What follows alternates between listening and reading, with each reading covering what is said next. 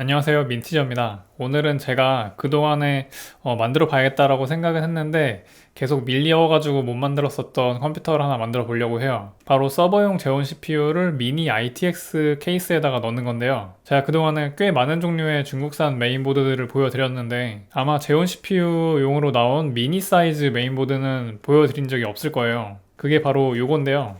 요게 제가 사실 산지는 거의 뭐 한 5달 정도 됐어요. 그런데 제가 지금에서야 꺼내는 이유가 있어요. 이게 겉으로 봤을 때는 그냥 미니 ITX 사이즈의 보드인 것처럼 생겼는데 실제로는 미니 DTX라는 사이즈의 보드입니다. 미니 ITX 사이즈 보드는 가로 세로가 각각 17cm, 17cm 이렇게 해서 동일하게 정사각형의 형태를 띠고 있는데 이 미니 DTX는 가로는 17cm로 똑같은데 세로는 20cm예요. 그래서 제가 전에 케이스를 하나 되게 작은 걸 샀었는데 원래 거기에다가 넣을 생각이었는데 이 미니 DTX는 그 케이스에 안 들어가더라고요. 그래가지고 지금까지 묵히고 있었습니다. 그래서 그러다가 미니 DTX 메인보드를 지원하는 작은 사이즈 케이스가 없을까 계속 찾아보다가 존스보의 V10이라는 케이스가 있어서 굉장히 괜찮다 싶어서 이번에 한번 만들어 보는 거예요. 제가 만드는 컴퓨터들은 뭐 제가 실제로 직접 사용하려고 만드는 건 아니고 이제 컨텐츠용으로 만드는 거다 보니까 만약에 직접 사용할 계획이 있으신 분들은 확실히 케이스가 미니 DTX를 지원을 하는지 아니면 미니 ITX만 지원을 하는지 그거를 꼭 확인을 해 보셔야 될 것 같아요. 뭐 아무튼 미니 DTX 사이즈 보드는 이렇게 생겼고요. 이 메인보드에 대해서 간략하게 소개를 해드리자면요. 일단 하스웰 기반 제온에 이제 V3가 뒤에 붙은 제온들을 지원하고요. 그런데 다만 한 가지 조금 불안한 부분이 있는 게 일반적으로 하스웰 지원 메인보드들은 중국산 메인보드라고 하더라도 6페이지가 달려있는 전원부가 거의 대부분인데 요거는 미니 사이즈라서 그런지 전원부가 4페이지로 구성이 되어 있어요. 요게 전력 소비를 어느 정도 받쳐줄지를 모르겠어가지고 제가 지금 갖고 있는 제온 중에서 그나마 전력 소비량이 조금 적은 CPU를 들고 왔거든요. CPU 이름은 제온 E5 2630V3라는 모델이에요. 이게 베이스 클럭은 2.4GB에 그리고 부스트 클럭까지 더해지면 3.2GB까지 올라가긴 하는데 지금 보여드린 이 메인보드에는 아마 올코어 부스트 바이오스가 없을 거예요. 지금 나와 있는 게 없는 걸로 제가 봤거든요. 그래서 이거를 올코어 부스트를 할 수는 없을 것 같고 그냥 베이스 클럭 2.4GB로 그냥 써야 될 것 같아요. 그러면은 바로 조립을 한번 시작을 해볼게요. 제온 CPU에서 사용하는 이 소켓은 항상 할 때마다 조금 최근 거랑은 다른 게 이렇게 걸쇠라고 하죠. 이거 걸쇠를 두 개를 열어줘야 돼요. 그래서 양쪽으로 이렇게 걸쇠가 열리게 되고 그리고 여기에 이렇게 덮개를 열어주면은 이제 CPU를 장착을 할 수 있게 됩니다. 그러면은 이제 쿨러를 달아줘야 되는데 쿨러의 선택 폭이 확실히 좁아요. 이 케이스 자체가 작기 때문에 쿨러 높이가 낮은 거를 장착을 해야 되거든요. 그래서 최근에 많이 쓰는 이제 3만원짜리 공랭 타워형 쿨러 같은 건 장착이 불가능하고 그리고 이 케이스에 맞도록 그냥 공랭 중에서 조금 높이가 낮은 쿨러를 장착을 할 예정입니다. 그 쿨러가 바로 이건데요.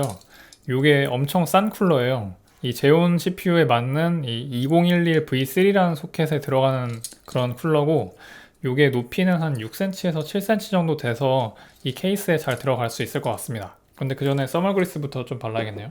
그래서 써멀 그리스를 이렇게 중앙에다가 살짝만 발라줄게요. 그리고 나서 쿨러를 장착을 해줄 건데요. 이렇게 네 방향의 나사 구멍에다가 잘 맞춰서 올려놓은 다음에 드라이버로 잘 조여만 주면 됩니다. 그 다음에는 빠르게 제가 메인보드에 램이랑 SSD까지 장착을 해줄게요.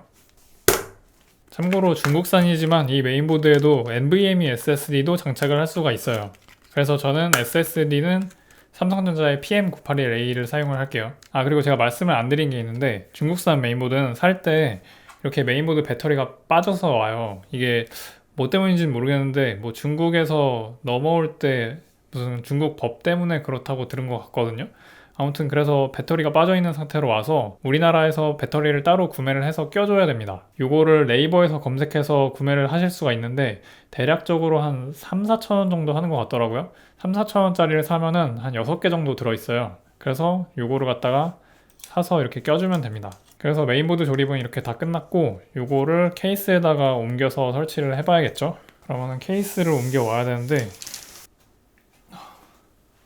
요게 오늘의 주인공인 케이스입니다. 이 케이스가 제 앞에 있어가지고 생각보다 카메라에는 되게 크게 잡힐 수도 있는데 실제로 보면은 굉장히 아담합니다.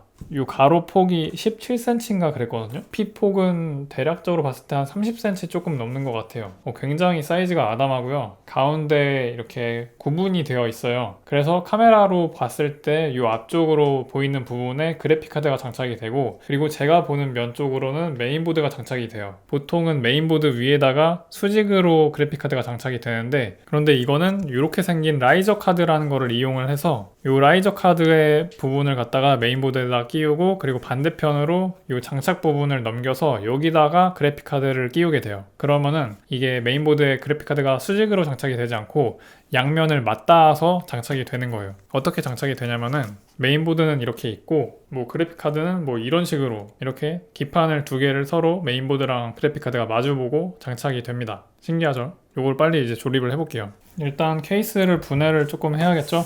제가 이 케이스를 선택하게 된 이유 중에 몇 가지가 있는데요. 하나가 맨 처음에 말씀드렸던 것처럼 미니 DTX 메인보드가 장착이 되는지 요거 하나랑, 그리고 그 다음으로 두 번째로 중요하게 생각했던 게 표준 ATX 파워 서플라이가 들어가는지 요거였어요. 그거를 만족하는 제품 중에서 가장 폭이랑 사이즈가 작은 제품으로 골랐습니다. 물론 제가 본 것 중에서만 그런 거라 가지고 최대한 제가 찾긴 했는데 이거보다 더 작은 사이즈가 있을 수도 있어요. 근데 아마 그거는 이거보다 가격이 훨씬 더 비싸거나 했을 거예요. 그래서 제가 제외를 했을 거예요. 그래서 부피가 큰 파워 서플라이 먼저 장착을 해줄게요. 그런데 제가 파워 서플라이 먼저 장착을 해보려고 보니까 설명서에 먼저 메인보드를 넣으래요. 아마 그것도 이유가 있어서 그렇게 얘기를 해놨을 테니까 메인보드 먼저 장착을 해줄게요.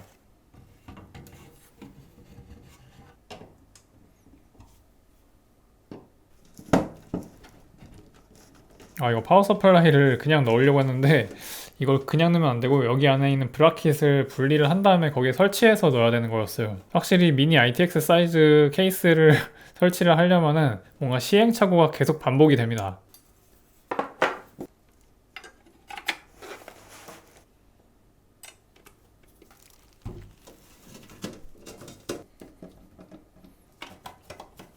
그래서 이렇게 시행착오가 한번 있긴 했지만 파워 서플라이까지 잘 장착이 됐습니다. 케이블을 좀 연결을 해줘야겠네요. 파워 서플라이 케이블이 너무 많아가지고 그냥 억지로 꾸겨 넣고 있어요. 파워 서플라이가 풀 모듈러였으면 훨씬 나았을 텐데 확실히 이렇게 미니 케이스에 나가는 모듈러 파워를 쓰는 게 맞는 것 같아요. 너무 힘들다 이거.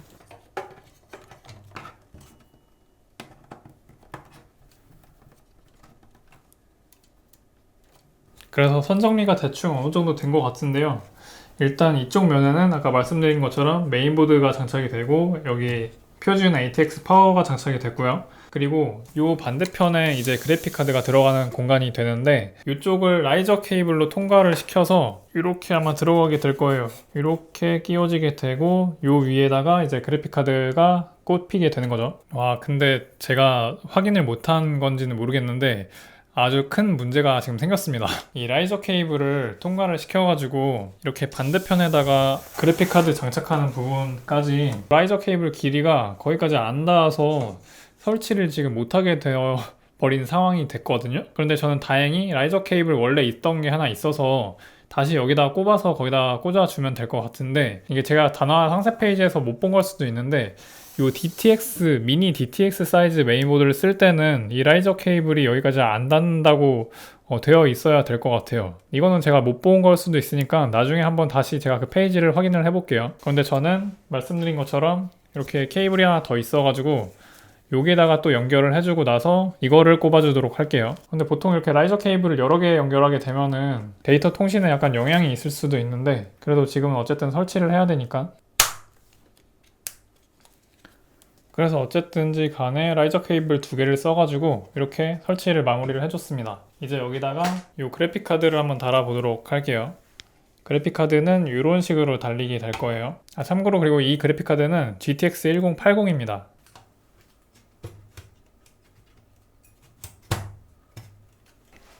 진짜 힘들었는데 그래도 이렇게 그래픽 카드까지 장착이 완료가 되었습니다. 진짜 이 미니 사이즈 케이스에다가 컴퓨터를 세팅을 하려면 정말 일반 케이스 대비해서 노력이 한 2배 정도는 더 드는 것 같아요. 근데 만들어 놓고 보면은 굉장히 예쁘고 그런 만족감이 있어서 항상 다시 만들게 됩니다.